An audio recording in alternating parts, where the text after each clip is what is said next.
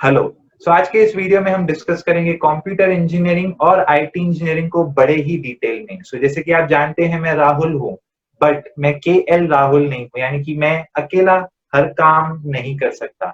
इसलिए मैंने सोचा इंजीनियरिंग तो सब लेते ही हैं मेजोरिटी, तो गाइडेंस देना तो बनता है। एंड अगर गाइडेंस इंजीनियर्स खुद दें तो वो मुझसे ज्यादा ऑथेंटिक रहेगा। आज के इस इंटरव्यू में हम बहुत ही ज्यादा डिटेल में डिस्कस करेंगे हर चीज, जैसे कि एंट्रेंस एग्जाम की मार्क्स का असर, कॉलेज की फीस। अगर एक पर्सन की फीस 1 लाख रुपए है साल की, तो कैसे उस फीस को हम 50,000 कर सकते हैं या कैसे उसको 5,000 कर सकते हैं, इसी वीडियो में हम डिस्कस करने वाले हैं।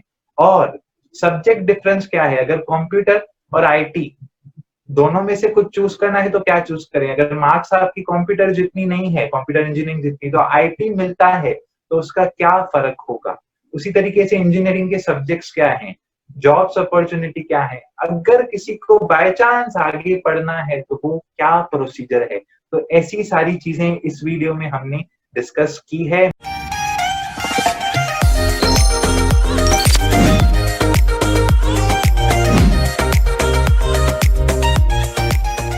मेरे साथ सारे के सारे इंजीनियर्स बैठे हैं। स्क्रीन में आपको जितने भी लोग नजर आ रहे हैं सब इंजीनियर्स हैं। अब आप सोच रहे होंगे नहीं आप इंजीनियर नहीं है, तो जी हाँ, मैं भी इंजीनियर हूँ। मैं अलग टाइप का हूँ, मैं थोड़ा माइंड इंजीनियर हूँ एंड इनर इंजीनियरिंग में फोकस करता हूँ। ठीक है, एक शायरी से स्टार्ट करना चाहूंगा। जैसे यूं तो हर इंजीनियर की होती है खुद की कहानी। नमस्कार, मैं राहुल जेवानी। हाय हाय क्या बात है। तो चलिए पहला क्वेश्चन। अब इंजीनियरिंग में घुसने के लिए आपको एक एंट्रेंस एग्जाम लगता है। अगर आप आईआईटी की बात करें तो वहां जेईई लगता है, जिसकी बात हम नहीं करेंगे क्योंकि सारी इंफॉर्मेशन हर जगह अवेलेबल रहती है। हम बात करेंगे स्टेट एंट्रेंस एग्जाम की। जो मार्क्स है वो मैटर करती है क्या, अगर करती है तो कितने हद तक करती है, यानी कि कुछ कॉन्सिक्वेंसेस आप बता दीजिए अगर हो सके। अगर आपको इंजीनियर बनना है तो अच्छे कॉलेज में एडमिशन चाहिए तो मार्क्स मैटर करती है, ये 100% ट्रू है। और बोर्ड कितना मैटर करता है एंट्रेंस एग्जाम के कंपैरिजन में, थोड़ा कम मैटर करता है, पर मैटर करता है बट कम मैटर करता है। एंट्रेंस एग्जाम ज्यादा मैटर करता है। क्यों? क्योंकि एंट्रेंस एग्जाम में आपको टाइमली मैनर में आपको सॉल्व करने पड़ते हैं चीजें, एमसीक्यूज। और एंट्रेंस एग्जाम बोर्ड में आपको क्या करना पड़ता है, कुछ बुक मॉकअप करके जाना होता है, उधर वॉर्मेट करना होता है, इधर ऐसा नहीं करना होता है। एंट्रेंस एग्जाम की लेवल बढ़ती जाती है, बढ़ती जाती है, बढ़ती जाती है हर साल। बोर्ड की लेवल उतनी तेजी से नहीं बढ़ती है, तो इस वजह से एंट्रेंस एग्जाम ज्यादा मैटर करते हैं बोर्ड से। इसी को थोड़ा और बढ़ाते हैं। अगर समझो किसी को कंप्यूटर इंजीनियरिंग लेनी है और उसकी 200 में से 50 मार्क्स आई है, तो क्या उसको ब्रांच मिल सकती है? हाँ जरूरी, किसी की 10 मार्क्स आई है उसको भी मिल जाएगी। ऐसा मार्क्स के बेस पे कॉलेज नहीं मिलेगा ऐसा नहीं है, कॉलेज मिल जाएगा। सीईटी में क्या है, एक तो नेगेटिव मार्किंग नहीं है तो किसकी जीरो भी आती है, तो ऐसा है कि मार्क्स ज्यादा आई तो अच्छा कॉलेज मिलेगा, बस इतना है। अच्छा, और अच्छा कॉलेज मिलेगा तो नौकरी अच्छी मिलेगी। नौकरी अच्छी मिलेगी तो ठीक है। तो यहाँ पर पहला क्वेश्चन हमारा खत्म होता है, जिसको सारांश कर दूं मैं कि अगर आपकी मार्क्स कम भी आती हैं तो कॉलेज मिलेगा आपको। इंजीनियरिंग में ऐसा नहीं है कि कॉलेज नहीं मिलेगा, बट किस लेवल का कॉलेज मिलता है वो उससे मैटर करेगा। तो अब हम चलते हैं हमारे सेकंड क्वेश्चन की तरफ। समझो मार्क्स जैसी भी आ गई, अब क्या कॉलेज मैटर करता है, अगर करता है तो कितने लेवल तक। समझो अच्छा कॉलेज मिला या बुरा कॉलेज मिला, तो उसका फर्क कैसे पड़ेगा हमारी कैरियर लाइफ पे या कॉलेज लाइफ पे। इसको मैं एक इजी वे में समझाता हूँ। सबसे एंड गोल है जॉब पाना। एंड गोल की पढ़ाई के बाद एक जॉब का ऑफर लेटर होना चाहिए हाथ में, ठीक है। अभी जॉब आपको मिल सकती है दो तरीके से, या तो कंपनी आपके कॉलेज में है कि जॉब लेने, बच्चे लेने की आ जाओ जॉब करो हमारे साथ, और दूसरा है आप खुद कंपनीज में जाएंगे, अपना इंटरव्यू देके वहां से जॉब लेंगे। अगर आपने एक कॉलेज ऐसा सिलेक्ट कर दिया कि जिसमें ऑलरेडी अच्छी खासी कंपनीज आती है, तो आपके लिए ये प्रोसेस तो ईज डाउन हो जाएगा। हर कॉलेज अपना हर एक साल का प्लेसमेंट रिपोर्ट्स पब्लिश करता है, या तो अपने कॉलेज के नोटिस बोर्ड्स पे या कॉलेज की वेबसाइट्स पे। उनको आप चेक कीजिए कि कितने बच्चों में से कितने बच्चों को कॉलेज के थ्रू ही जॉब मिल गई। ये हो गया इजी वे। अभी अगर दूसरा तरीका है, अगर आप स्किलफुल पर्सन है, मतलब अपनी आप टॉप नॉच लेवल पे की पढ़ाई आपको ऐसे करने की है, तो फिर चाहिए आप कौन से भी कॉलेज में हो गए, आपके लिए कॉलेज मैटर नहीं करेगा। आप जो भी कंपनी में जाएंगे, अगर आपकी स्किल्स टॉप नॉच पे है तो आराम से आपको जॉब मिल जाएगी। तो इसका मतलब जो सारांश था इस आंसर का वो ये था कि कॉलेज मतलब जो कॉलेज मैटर करता है वो सिर्फ जॉब के मामले में करता है, जो कि इम्पोर्टेंट है। अल्टीमेटली सबको जॉब ही चाहिए, बट अगर आप में खुद में टैलेंट है तो आप जो ऑफ कैंपस चीजें रहती है वहां से भी आप जॉब को हासिल कर सकते हैं। बट हाँ, हमारा जो कंक्लूजन रहेगा कि हाँ, अच्छा कॉलेज होना चाहिए, क्योंकि कैंपस प्लेसमेंट्स के जो पैकेजेस रहते हैं वो अल्टीमेटली ज्यादा ही रहते हैं। अब नेक्स्ट क्वेश्चन ये है कि ब्रांच में अब क्या डिफरेंस है, कंप्यूटर साइंस और आईटी में, दोनों में क्या डिफरेंस है, computer engineering versus IT engineering?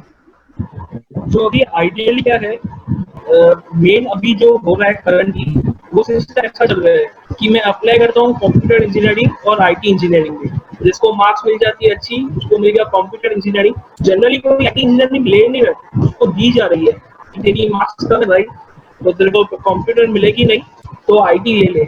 जबकि उसमें डिफरेंस अगर मैं बता दूं तो दो तरीके से उसको डिस्ट्रीब्यूट पढ़ाई को फोकस करते हैं। तो पढ़ाई में आते हैं मेनली सब्जेक्ट्स। अगर हम लोग 80 to 90% सब्जेक्ट दोनों में सेम है। सिर्फ इतना हो ओके, सकता है कि आप एबीसी सब्जेक्ट अगर कॉमर्स वाले ने एक सेम में पढ़ा है, फर्स्ट सेम, तो वही सब्जेक्ट आईटी सेम टू में रहे, बट 80 to 90% आपका नॉलेज सेम होगा एकदम। और ओके, दूसरी बात आ जाती है कि अपॉर्चुनिटीज कैसी है। पढ़ाई कर ली कॉमर्स वाले ने भी, आईटी वाले ने भी, नॉलेज भी लगभग सेम है, तो आपको परफेक्ट उतनी, अभी जिस कॉलेज में मैं पढ़ता हूँ, उतनी अपॉर्चुनिटीज जॉब की दी गई जितना एक कॉमर्स के बंदे को दी गई थी। एक लाइन में अगर मैं बोलना चाहूँ तो दोनों आईटी और कॉमर्स, एक ग्लास में अगर आप माजा बढ़ो और दूसरे में स्लाइस बढ़ो और सामने वाले को, सेम है, सब्जेक्ट्स भी सेम है, और जॉब अपॉर्चुनिटीज भी आपको उतनी मिलेगी। फर्स्ट ईयर कंप्यूटर और आईटी सब ब्रांचेस का सेम ही होता है। आगे जाके आपको थोड़ा थोड़ा डिफरेंस, जैसे अगर एक सब्जेक्ट कंप्यूटर ने थर्ड सेमेस्टर में पढ़ा है तो आईटी में भी उसको फोर्थ सेमेस्टर में पढ़े। बट अपॉर्चुनिटीज एकदम योगेश जी ने सही कहा कि एकदम सही होती है, बट डिफरेंस भी कुछ भी नहीं है। फिलहाल आप खाली सब्जेक्ट नीचे पढ़ोगे। आईटी में कुछ हार्डवेयर का पार्ट आएगा, आईओटी आपको सीखना पड़ेगा, इंटरनेट ऑफ थिंग्स। जबकि कंप्यूटर में थोड़ा हार्डवेयर, थोड़ा सर्किट डिजाइन पे एंड सॉफ्टवेयर पे ज्यादा फोकस होगा। मतलब हार्डवेयर का ज्यादा इतना नहीं होगा, बट आईटी में आपको थोड़े हार्डवेयर के में भी आपको प्रोजेक्ट्स बोलेंगे कि डेवलप करने के लिए लास्ट ईयर में। एंड कंप्यूटर में इट्स मतलब टोटली थोड़ा सॉफ्टवेयर आपके बोल सकते हो। एंड अपॉर्चुनिटीज भी सेम ही है। कोई कंपनी अगर कंप्यूटर के लिए आ रही है तो सेम लगभग चांसेस होते ही ऐसे ही होते कि आईटी के लिए भी वो सेम रोल ही लेके आए। तो बस यही है डिफरेंस, ज्यादा नहीं। ओके, मतलब जो सारांश है अब तक का वो यही है कि माजा स्लाइस दोनों हैं, ठीक है, और अगर आपको पीने की मूड है तो आप दोनों में से कुछ भी पी सकते हैं उस समय। यानी कि अगर आपको जो मिल रहा है आप दोनों में कुछ भी ले सकते हैं, ज्यादा फर्क नहीं आएगा। आप चलते हैं नेक्स्ट क्वेश्चन की तरफ। तो नेक्स्ट क्वेश्चन ये है कि इंटरेस्टेड स्टूडेंट कौन है, कि किस टाइप के स्टूडेंट को इंजीनियरिंग लेनी चाहिए, स्टूडेंट के अंदर क्या पैशन होना चाहिए, कैसी चीजें होनी चाहिए, उसकी क्या क्वालिटी होनी चाहिए। सो ये क्वेश्चन मैं पूछूंगा भावेश जी से। बात ऐसी है, इंजीनियरिंग कर कोई भी सकता है, कोई भी इंजीनियरिंग कर सकता है इजीली। और ऐसा है 4 साल के अंदर कैसे ना कैसे करके केटीवेटी लेके पार हो जाती है, लेकिन सबको अच्छी नहीं लगती। बस ऐसा है, किसको बहुत अच्छी लगती है, किसी को इतनी अच्छी नहीं लगती, लेकिन पार कर लेते हैं। एक ऐसे जो जिनका माइंड ऐसे बहुत क्रिएटिव होता है, उनको इंजीनियरिंग अच्छी लगेगी, क्योंकि आगे जाके आपको प्रोडक्ट्स डिजाइन करने होते हैं, या एप्स या वेबसाइट्स, ये सब जो भी चीजें होती है ये डिजाइन करनी होती है खुद से। तो इसलिए जो जो ऐसा देख सकते हैं ना कि आगे क्या मेरा प्रोडक्ट कैसा दिखेगा, या इस लेवल पे अभी 11th-12th के टाइम पे बोलूँ तो ऐसे ही भी कोई भी चीज आप अगर इमेजिन कर सकते हो अच्छे से, तो आपको इंजीनियरिंग अच्छी लगेगी। आगे की लाइफ, पढ़ाई की बात नहीं कर रहा हूँ, आगे की जॉब की लाइफ आपको अच्छी लगेगी। और दूसरे होते हैं जिनका ऐसा एनालिटिकल दिमाग होता है, तो अभी 11th 12th के टाइम पे बोलूँ तो ऐसा आप मैथ्स वैक्स ऐसे आप फिजिक्स पढ़ाते हो ना? हाँ तो वही सर। हाँ, तो फिजिक्स में ऐसे बहुत टाइप के सम्स होते हैं। तो ऐसे समझो आपने 2 टाइप के अलग अलग टाइप्स के सम्स पढ़ाए और फिर आपने कोई ऐसा थर्ड टाइप का सम दे दिया जो जिनका बेस यही है जो पढ़ाया आपने, लेकिन हाँ ऐसा मतलब सिर्फ सिमिलर है, एग्जैक्ट सेम नहीं है। जी तो जी। फिर भी अगर वो बच्चा सॉल्व कर सक रहा है, या मैथ्स में भी ऐसे सम्स होते हैं, वो खुद का दिमाग लगा के लॉजिकली सोच के उसके सॉल्यूशन तक पहुंच सकता है, तो उसको इंजीनियरिंग की पढ़ाई जो है ये 4 साल का टाइम, ये उसको बहुत अच्छा लगेगा।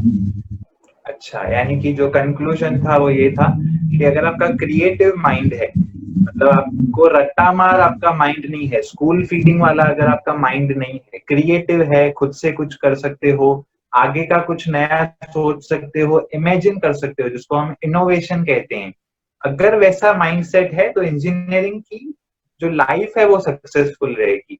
अदरवाइज पढ़ाई तो सब करके निकल जाते हैं। अच्छा, तो इसी क्वेश्चन का आंसर नितिन जी आप दे सकते हैं क्या अपने नजरिए से?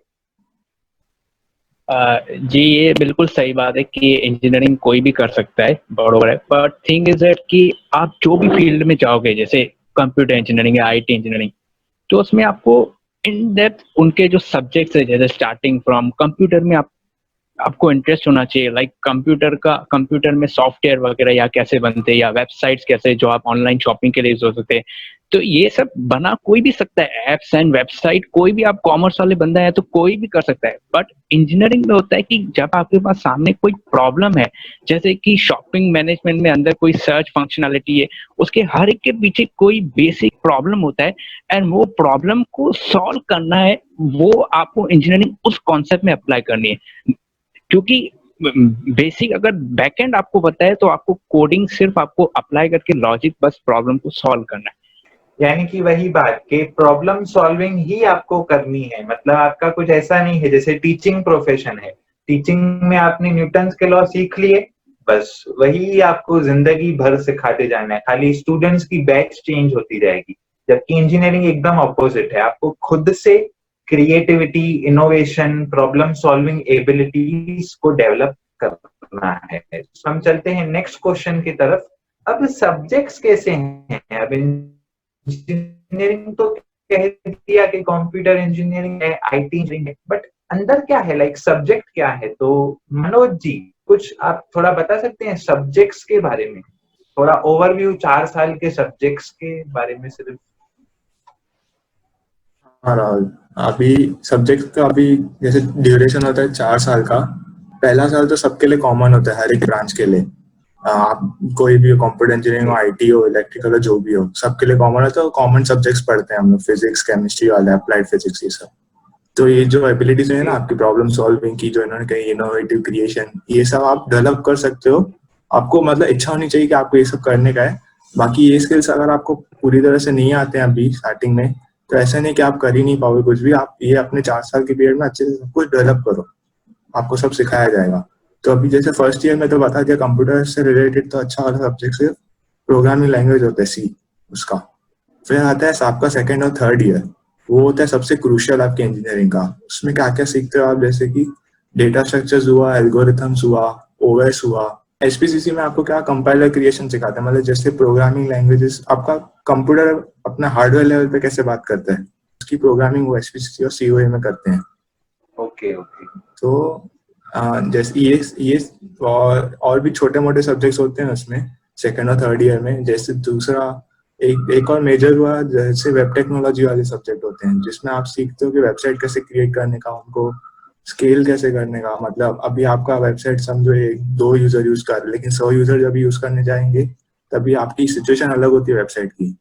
तो ऐसे बड़ा अपना यूजर कैसे बढ़ाने का वो सब आपको सिखाते हैं सेकेंड और थर्ड ईयर। तो आप फोर्थ ईयर में क्या करते हैं, वो बड़े बड़े सब्जेक्ट सीखते हैं, जैसे मशीन लर्निंग, एआई, आईओटी वगैरह, ये सब सब्जेक्ट्स। तो वो अच्छा। पूरा पैकेज मिल जाता है 4 साल में आपको क्या होने वाला है दुनिया में आगे। तो इसमें हर सेमेस्टर में लगभग कितने सब्जेक्ट होते हैं? 8 सेमेस्टर हैं, तो हर सेमेस्टर वाइज कितने कितने सब्जेक्ट रहते हैं? सेमेस्टर वाइज 6 और 7 ऐसे 6 और 7 लेक्चर होते रहेंगे तो आपके 6 और थर्ड 7। ईयर तक। हाँ, ओके। थर्ड ईयर तक। फिर उसके बाद कम हो जाते हैं, 4 हो जाते हैं फोर्थ ईयर में, 4 और 5 में होते हैं फिर फोर्थ ईयर में। मतलब पूरा का पूरा जो सिलेबस है, यानी कि जो कंटेंट है, अंदर का कंटेंट, वो पूरा का पूरा बेस्ड रहेगा लैंग्वेजेस, सॉफ्टवेयरिंग और थोड़ी सी हार्डवेयरिंग, मतलब कैसा रिलेट करना है हार्डवेयर से, बरोबर? हाँ वही, ये सेकंड थर्ड फोर्थ ईयर में। बाकी फर्स्ट ईयर आपका जनरल रहता है पूरा। फर्स्ट ईयर में और थोड़ी फिजिक्स रहेगी, थोड़ी केमिस्ट्री रहेगी, थोड़ी मैथमेटिक्स। ओके। मैथमेटिक्स हाँ 2 साल होती है आपकी। और इसके साथ आपको क्या करना चाहिए अलग से, अगर आप कर रहे हो, अगर आप फर्स्ट ईयर में जाओगे, अभी समझो अभी स्टार्ट होने वाली बैच इंजीनियरिंग की, तो आप क्या करो, सी प्रोग्राम अभी से चालू कर दो। आपको सिखाया अच्छा। जाता है सेकंड सेम में, और कॉलेज आपको सेकंड सेम में सिखाते हैं, लेकिन आप अभी से चालू रखो। और दूसरा मैं क्या कहूँगा, जैसे प्रॉब्लम सॉल्विंग स्किल्स जैसे भावेश जी ने बताया कि चाहिए रहते आगे इनोवेशन करने के लिए, वो सब आप सीख सकते। वो कॉलेज तो नहीं सिखा पाते सब कुछ, वो सब आप दूसरी बाहर साइट्स पे जाके प्रैक्टिस करोगे ना अपनी कोडिंग की, जैसे जैसे वैसे आप सब कुछ सीख सकते हो। प्रैक्टिस करने के लिए कोडिंग के लिए बहुत सारी साइट्स हैं, जिसको हम कॉम्पिटिटिव प्रोग्रामिंग साइट्स कहते हैं, जैसे कोड शेफ हुई या हैकर रैंक हुई। आप इन पे जाके आप जो भी प्रोग्रामिंग लैंग्वेज आप सीख रहे हो, उसमें आपको प्रॉब्लम सॉल्विंग कैसे करनी है, आप वहाँ पे जाके प्रैक्टिस करो बस। वैसे अभी से चालू रखोगे ना, फोर्थ ईयर तक आप बन जाओगे। ओके। एंड क्या क्लासेस लगाने की जरूरत है कॉलेज के साथ? क्लासेस अभी जरूरी तो नहीं है बिल्कुल भी, लेकिन अगर किसी को ऐसा है कि वो सिस्टमेटिक खुद से स्टडी नहीं कर पाता है स्टार्टिंग में, कि मतलब उसको कुछ ऐसे प्लान चाहिए रहता है इनिशियल पहले, जैसे वो स्टार्ट कर सके अपना, या तो उसके ऊपर मतलब उसको कोई ऐसे चाहिए कि ध्यान रखे उसकी चीजों पे। नहीं तो आप पूरी इंजीनियरिंग बिना क्लासेस के कर सकते हो, अगर वो बंदा खुद से डिसिप्लिन्ड है। ओके। मतलब वो डिपेंड करता है स्टूडेंट टू स्टूडेंट, ऐसा कुछ कंपल्शन नहीं है कि क्लास लगाना नहीं, ही है, बिल्कुल भी ऐसा? कंपल्शन नहीं है, नहीं। ओके। सब आपको यूट्यूब पे मिल जाएगा, नहीं तो ओके। राहुल जी सिखाई देंगे। ठीक है। So thank you Manoj ji. And अब नेक्स्ट क्वेश्चन हम चलते हैं फीस के ऊपर। अब यहाँ पर फीस का क्या हिसाब है? अगर हम फीस की बात करें तो मुझे पर ईयर फीस बताइए, एंड थोड़ी 4 इयर्स की भी टोटल बताइए। एंड ऐसा भी कुछ है क्या कि किस कॉलेज की फीस एकदम ज्यादा या किसकी एकदम कम? अगर कम ज्यादा है तो फिर अपॉर्चुनिटीज में या डिफरेंस क्या है? तो ये क्वेश्चन मैं पूछता हूँ करण जी से। तो करण जी, थोड़ा फीस स्ट्रक्चर के बारे में आप समझाइए। तो अभी देखो, फीस कॉलेज के ऊपर डिपेंड करती है, इतना तो एक्सेप्ट करना पड़ेगा। किसी कॉलेज की ज्यादा होगी, किसी कॉलेज की कम होगी, ठीक है। ठीक है। अभी फीस में अभी 2 से 3 कैटेगरी है। अभी समझो आपकी फीस मिनिमम इंजीनियरिंग की फीस 1 लाख रुपया 1 साल होती है मिनिमम। अच्छा, मतलब मिनिमम। भले छोटे से छोटे कॉलेज में चले जाओ तो इतना तो इसके आसपास होगी, 90,000 1 लाख पर इतना होगी। अभी ज्यादा छोटे कॉलेज में चले गए तो बहुत फिर आपके लिए नुकसान हो जाएगा, क्योंकि वो कॉलेज जॉब नहीं देगा फिर। अच्छा। अभी जो भी फीस होती है उसमें बहुत सारे पार्ट्स होते हैं। एक होते हैं ट्यूशन फीस, और एक होती है मेंटेनेंस, कॉलेज का डिपार्टमेंट, ये वो। तो मेन जो हायर पार्ट होता है ना, हायर, वो ट्यूशन फीस होती है, 80 से 90,000 होती है, समझा। अच्छा। 90,000 1 लाख इतनी तक होती है। तो अगर आप ओके। मेरिट, आपका रैंक बहुत अच्छा है, या आपने जो कॉलेज सिलेक्ट किया है उसमें आपका रैंक अच्छा है, ये 2 बातें, या तो आपका रैंक अच्छा है, या तो आपका जो कॉलेज सिलेक्ट किया उसमें आपका रैंक अच्छा है।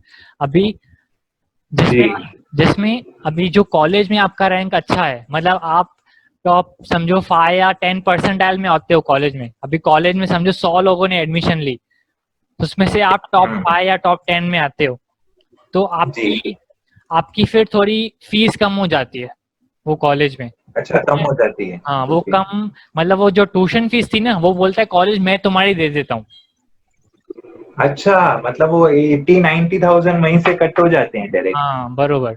तो ऐसा होता है। अभी ये सिर्फ किसमें होता है? मोस्टली गवर्नमेंट कॉलेजेस में ये होता है। अच्छा, मतलब ऐसा कि एक पर्सन 1 लाख भरेगा और एक पर्सन कुछ 10-15 हजार। हाँ बरोबर, सही सुने आप। ओह, तो हाँ ये मेरिट के बेसिस पे होता है, रैंक के बेसिस पे? हाँ, ये रैंक के बेसिस पे। मतलब जो सीईटी का रैंक आएगा हमारा। बरोबर, फिर जब भी आप कॉलेज में जाओगे तो आपको पता चलेगा कि स्कॉलरशिप्स भी होती हैं कुछ कुछ। अच्छा। हाँ, वो स्कॉलरशिप्स क्या होती हैं, अभी जो क्या है, बड़े बड़े इंस्टीट्यूशंस होते हैं ना, वो ऐसे स्कॉलरशिप प्रोवाइड करते हैं। स्कॉलरशिप के लिए बस कुछ डॉक्यूमेंट्स देने पड़ेंगे तो आपको वो स्कॉलरशिप मिल सकती है, पर इतना ओके। स्कॉलर होने की जरूरत नहीं है।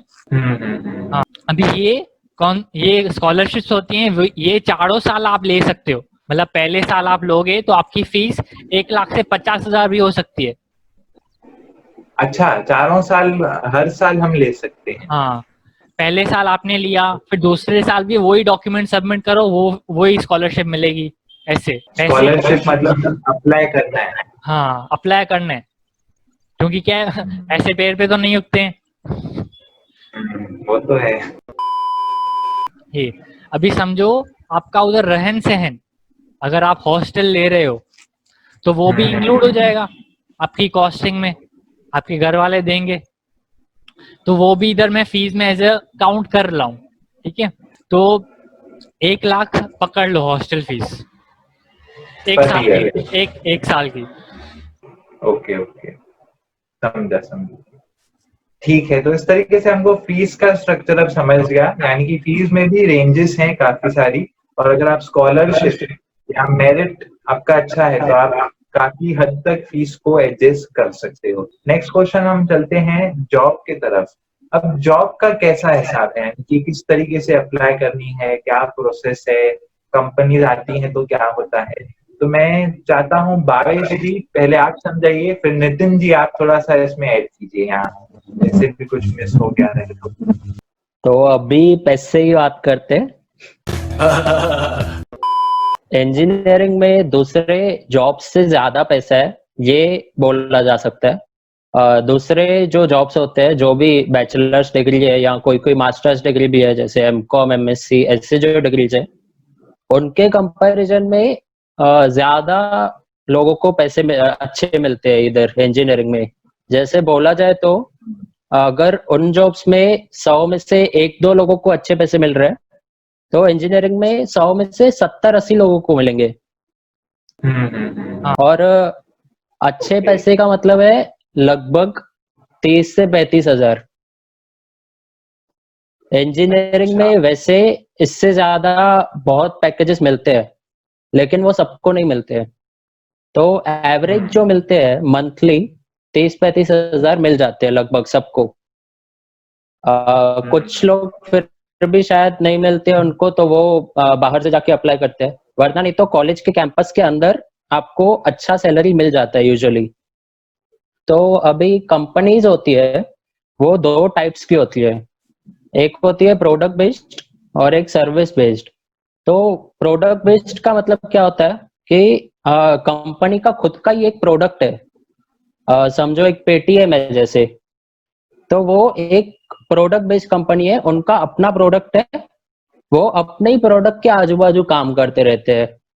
वो दूसरे कौन से ऐप से लिंक्ड है और खुद के अंदर ट्रांजेक्शन्स कैसे हो रहे हैं, ये सब देखेंगे बस, इससे ज्यादा बाहर नहीं।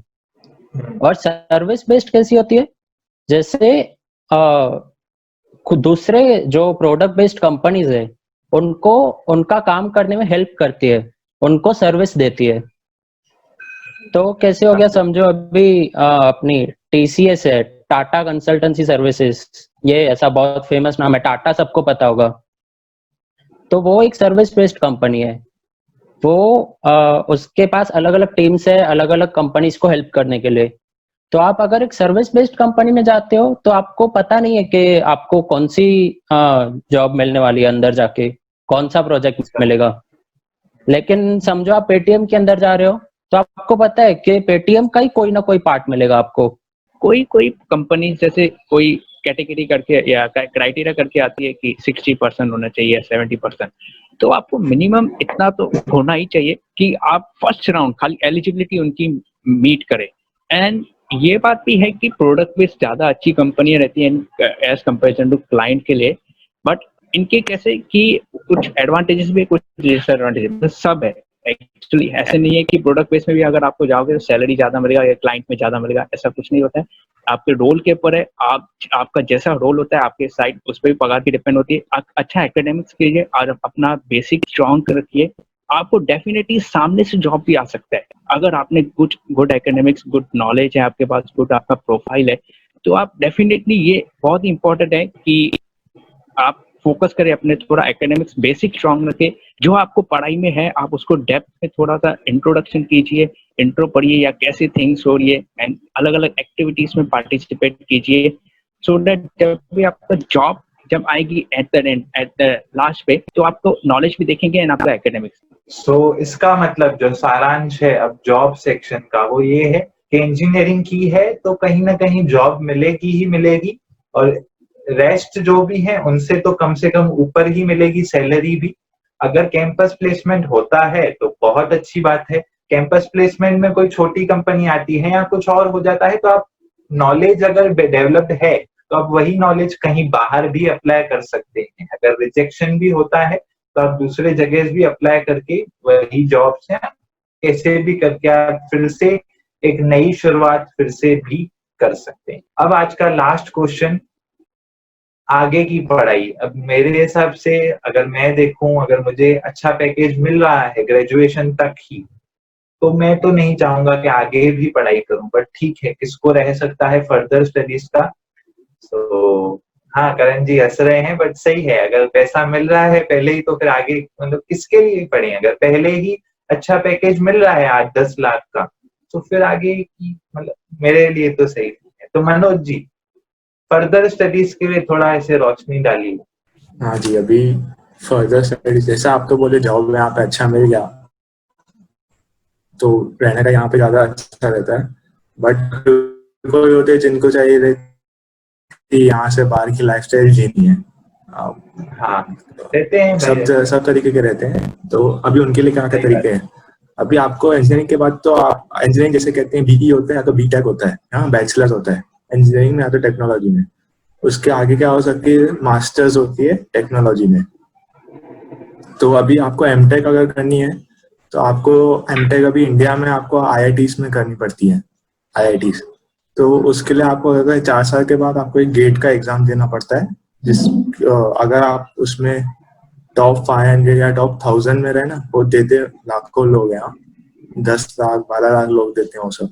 अगर आप टॉप 100 या टॉप 1000 में जाएं तो आपको अच्छी खासी आईआईटी की कॉलेजेस मिल सकते हैं। इसके बाद आते हैं दूसरे जिनको जाना होता है इंडिया से बाहर, मतलब जाना चाहते हैं ऑस्ट्रेलिया में, या कोई जाना चाहते हैं जर्मनी में, या कोई जाना चाहता है यूएसए में।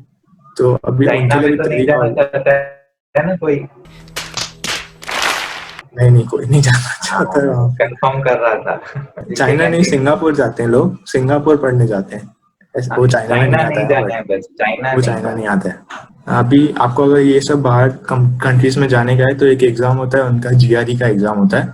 उसके साथ एक और होता है जो कहते हैं टॉफल या तो IELTS कहते हैं। हाँ, तो ये दो एग्जाम आपको मेजर देने हैं। अभी जीआरई का एग्जाम आपका ऑल ओवर वर्ल्ड एक्सेप्ट किया जाता है, बाकी टॉफल जो है वो आपको सिर्फ यूएसए में एक्सेप्ट करते हैं, यूएसए के यूनिवर्सिटीज। बाकी आपका IELTS आपका वर्ल्ड वाइड होता है। तो अभी ये जीआरई का एग्जाम जैसे होता है आपका 340 मार्क का, तो मतलब आपको अच्छी से अच्छी यूनिवर्सिटी चाहिए कहीं पे भी दुनिया में, तो आपको लाने का 320 के ऊपर, और वो मुश्किल होता है, इतना आसान नहीं होता। तो इस तरीके से हमने सारे टॉपिक्स कवर कर लिए। आई होप आपको गाइडेंस मिल गया रहेगा। एंड जो भी आपके इंजीनियर्स के क्लासमेट्स हैं फ्यूचर, जो आपको लग रहा है इंजीनियरिंग में रहेंगे या इंजीनियरिंग लेने का सोच रहे हैं, या जो फीस का इसमें हमने डिस्कशन किया कि कैसे एक ही पर्सन की 1,50,000, 5,000 एंड और भी जो स्कॉलरशिप्स थी, तो ये फीस का इंफॉर्मेशन मुझे लगता है बहुत ही ज्यादा इंपॉर्टेंट था। तो इस वीडियो को शेयर करना ना भूलें और सब्सक्राइब भी करना ना भूलें। मिलेंगे ऐसे ही किसी वीडियो में जल्द ही।